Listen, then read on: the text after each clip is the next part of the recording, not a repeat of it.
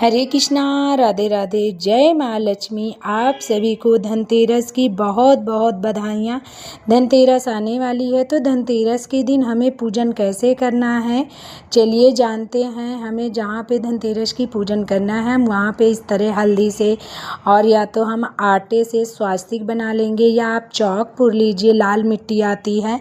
फिर हम वहीं पे चौकी लगा लेंगे। चौकी हमें उत्तर की दिशा में लगानी है क्योंकि उस तरफ कुबेर देवता का स्थान माना जाता है, तो हमें इस पूजन में उत्तर की ओर चौकी लगानी है। फिर चौकी के ऊपर हमें जैसे चौकी लगाकर हमें लाल पीले कलर का वस्त्र बिछा देना है। थोड़े से अक्षत की हम ढेरी लगा देंगे। इसके ऊपर ही हम कुबेर देवता है और लक्ष्मी माता हैं, गणेश जी हैं, धन्वंतरी महाराज हैं, हम उनको अक्षत या पुष्प के चावल के ऊपर हम विराजमान कर देंगे।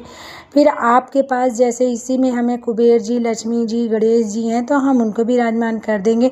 आपके पास जैसे धन्वंतरी महाराज और कहे कुबेर महाराज की फ़ोटो या प्रतिमा नहीं है तो आप इस तरह से सुपारी से कलावा लपेट कर आप बना सकते हैं।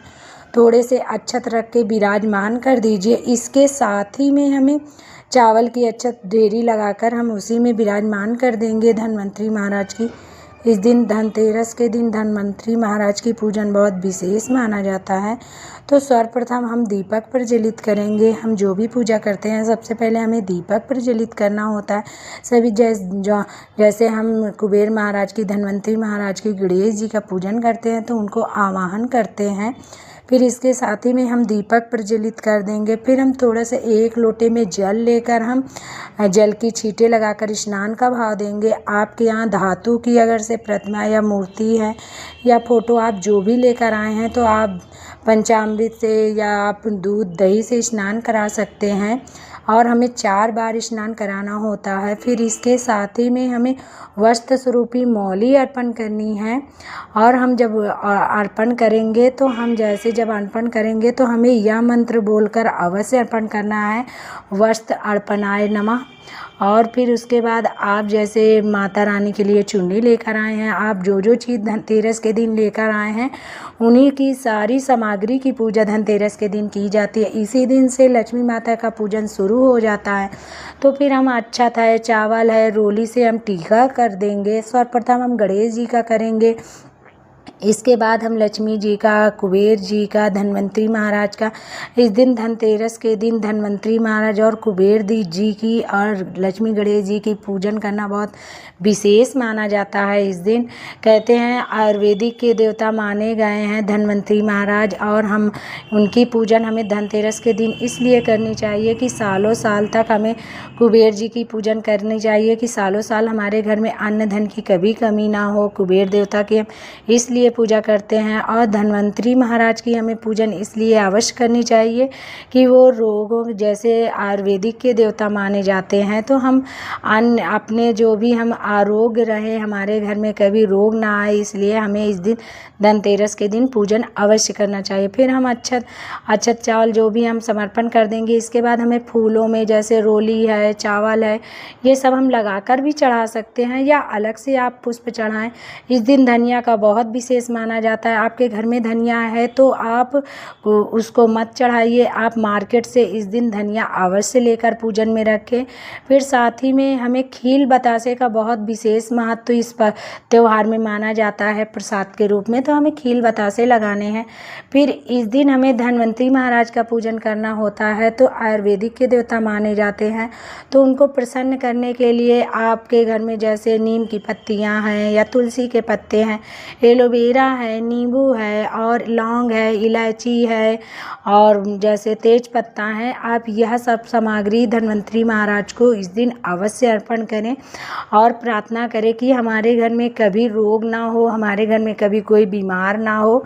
इस प्रार्थना से आप ये पूजन करें तो आपके घर में सालों साल तक किसी की जैसे बीमार नहीं होंगे और स्वस्थ रहेंगे। फिर हमें इस दिन कुबेर दीपक अवश्य जलाया जाता है और ये पूजा हमें प्रदोष काल में करनी होती है।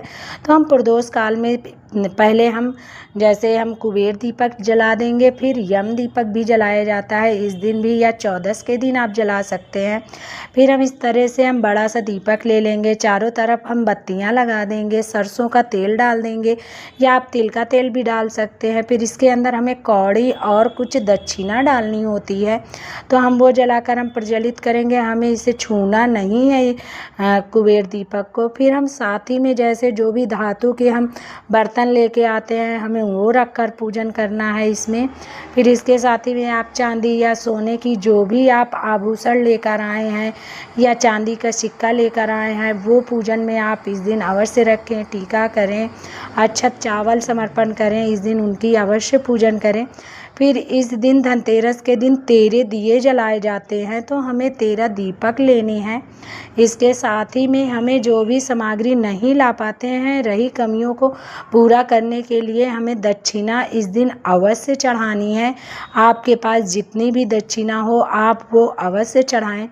और जैसे हमने जो दक्षिणा चढ़ाई है वो आपको दान नहीं देनी है, आप अपने पास उसको रखें। फिर इसके बाद हमें जैसे कुबेर देवता की हमें कहानी कथा करनी है धन्वंतरी महाराज की, तो आप कथा कर लीजिए। इसके बाद हमें आरती इसमें अवश्य की जाती है। आरती तो कहते हैं लक्ष्मी माता की पूजन में नहीं की जाती, पर मुझे नहीं पता, पर आरती कहते हैं हम जो भी सामग्री चढ़ाते हैं अच्छे से सजाते हैं चौकी को, तो नज़र लग जाती, तो उसके लिए हम दीपक जलाकर हमें आरती के जैसे नज़र उतारनी होती है, तो हम ये दीपक अवश्य जलाते हैं।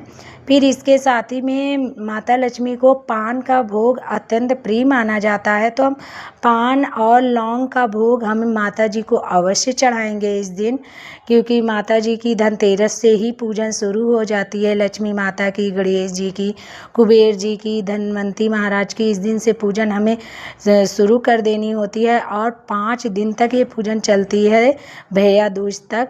फिर हम इस तरह से पूजन कर देंगे। ये हमारी पूजन है, सरल सी पूजन है आप सभी के लिए, और धनतेरस के दिन हमें यह पूजन अवश्य करनी चाहिए, धन्वंतरी महाराज की पूजन करनी चाहिए। इस तरह से हमारी पूजा संपन्न हुई। आप सभी को धनतेरस की बहुत बहुत शुभकामनाएं।